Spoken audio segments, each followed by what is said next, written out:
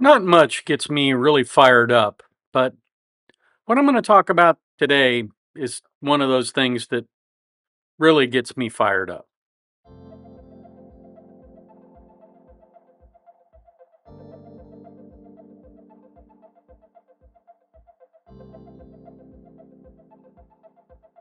Here's what we're talking about today.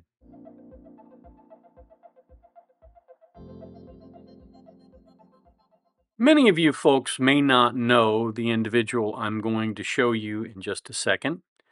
You probably should know him. He is the sheriff of Polk County, Florida. They often refer to him as Florida's sheriff. In that regard, he is well known, particularly in Polk County, Orange County, Hillsborough County, those areas, because Polk County sits pretty much between Orlando and Tampa. And it's basically a bedroom community for Orlando. But it's also an agricultural community. It has a number of parks and other recreation areas, has some state land, and as you might guess, like anywhere else in the world, it has some criminals. And this sheriff has said some fairly outrageous things over the years. At least that's what the media would tell you. I'm not sure I would categorize them as outrageous, but again, some people think that. The one thing that he has always been consistent on is the subject he's going to talk about now. Now, I am going to have to mute a couple of things in order to keep myself honest for YouTube, but the gist of it is, well, you'll figure it out. Hello, everyone. Sheriff Grady Judd here. You know, at the Sheriff's Office, our very top priority is to chase those that are online trying to get to our children. One of my detectives did a remarkable job, and I'm going to introduce you to one of the most dangerous, nasty people that I've ever seen an investigation involving in a very long time. First off, let me show you his 2018 photograph. That's right. Courtney Stanhope was in the Navy in 2018.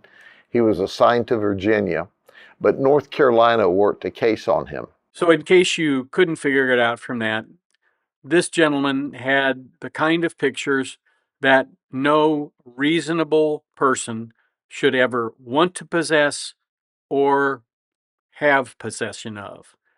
And that's because they depict things that are beyond the pale, in my opinion, and because they put children at risk. Here is what Sheriff Judd said about the North Carolina disposition of the case involving those images. And they prosecuted him in North Carolina. They only gave him 3 years of probation. I cannot believe that someone possessed that kind of material and got 3 years of probation. In other words, other than the day of his arrest when he made bond, he never saw the inside of a jail cell. That is unacceptable. And I can't believe that people in that community in North Carolina would accept that. Maybe they do, but I can't believe they would accept that. And then after that, this gentleman went to Texas and did some of the same stuff. And here's the disposition of that case. Well, the Navy said, hey, we've had enough of that, and they catapulted him. The next thing that happened, Texas detectives are doing an investigation, and he comes up on an investigation there. They take the case to the U.S. Attorney's office there. They don't like the case because they say, well, he's using images that might be AI generated, so they gave it the federal government wash. Now, the idea that a district attorney has discretion about what to prosecute, and a U.S. attorney is a U.S. attorney for that particular district, judicial district, he has plenty of discretion to choose whom to prosecute and whom not to prosecute. And the idea that something being designed by artificial intelligence would somehow make it improper to prosecute doesn't really make a lot of sense to me. Maybe it does to some other people. If it makes sense to you, tell me why. Maybe I just don't understand. But Texas is one of those jurisdictions where if you cross the line, you're going to pay the price, and it's difficult to understand why this man did not pay the price. But after his experiences in North Carolina and in Texas, he moved to Montana. And in Montana, he engaged in some of the similar behavior, although it is much worse than what he had done previously. I'm not going to go into that. If you want, I will link in the description down below this video from Sheriff Judd, and you can certainly feel free to go look at that video on your own if you want to. It has much more of the detail on this. But I am glad that Sheriff Judd is going to extradite this person and take him under Florida law and punish him appropriately if he's convicted. Now, maybe he won't be convicted. Maybe he's never been guilty of this. I don't know. But I strongly suspect that instead of trying to get a plea deal, the people in Florida are going to want to see this gentleman prosecuted and prosecuted fully within the scope of the law. We should demand of our judges, particularly, a certain cognizance of the fact that, as the song The Greatest Love says, I believe the children are our future. And when the children are our future, we can't squander that by allowing them to be harmed while they are still children and while they are still innocent. And so, one of the things that I think we as citizens have to do, particularly if we elect judges in our jurisdiction, is find out what the judicial temperament is of that individual with respect to those kinds of crimes. And I'm being deliberately vague here because there's a group of them. But as to those crimes, judges should be asked when they're campaigning, first of all, is this a serious offense? It's a felony. Should first-time offenders face prison?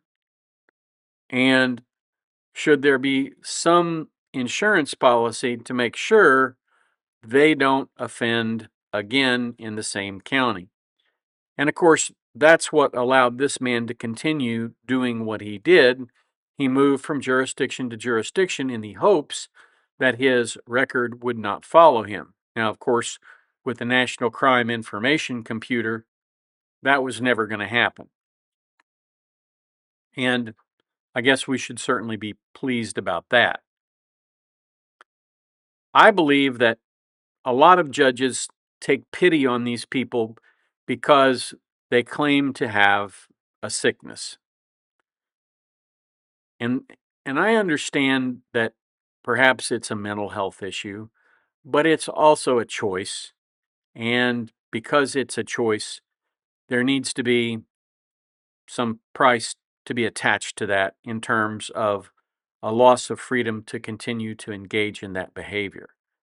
So I think we need to demand from our judges that they treat these people just the way they would treat armed robbers, just the way they would treat serial killers, although obviously not the death penalty, but certainly treat them in a way that ensures that they are adequately punished and do not reoffend. Let me know what you think about this. Personally, I think this is one of those things where I'm going to write some letters. I'm going to write some letters to different people and tell them in my areas what I think needs to be done in this particular situation. And I may even reference this video. There is a famous quotation. It's attributed to Edmund Burke. but it says the only thing necessary for evil to prosper is for good men to do nothing. Now, of course, today we would say for good people to do nothing because we're not sexist. The gist of that quotation is still very accurate. We need to stop evil from expanding by dealing harshly and directly with those who engage in it. And as to people who might produce this kind of material, they should never see the outside of a prison cell again. Because I can guarantee you that if they've done it once, they will do it again. The recidivism rate with this kind of offense is off the charts. And as a result, I just believe this is something that really gets down to the issue of protecting children. I have children of my own and I have grandchildren of my own. I don't ever want to see them face this kind of person. And so, while I believe in due process and the rule of law, and certainly people shouldn't be punished more harshly than the law demands, if the law demands something less than what it should, again, we as citizens have the right to demand that something be done about that issue. Please let me know in the comments what you think about this. Again, I've been deliberately vague, but I would recommend to you that you go look at Sheriff Judd's video because it really is amazing to think that somebody got away with this for years and years. And the only time they got stopped is when they came into Polk County, a little county down in Florida, where the sheriff just doesn't put up with that. Thanks for watching. I appreciate you being here today. If you have the opportunity today, try to do one kind thing to help somebody else. Any kind thing will do. Buy somebody a Coke, get them a cup of coffee, anything that makes their day better. That would be a way to help make the world a better place. Because after all, isn't that what we're all after? Now, YouTube has a few things that they think you might be interested in, and they're going to be showing you that right up there.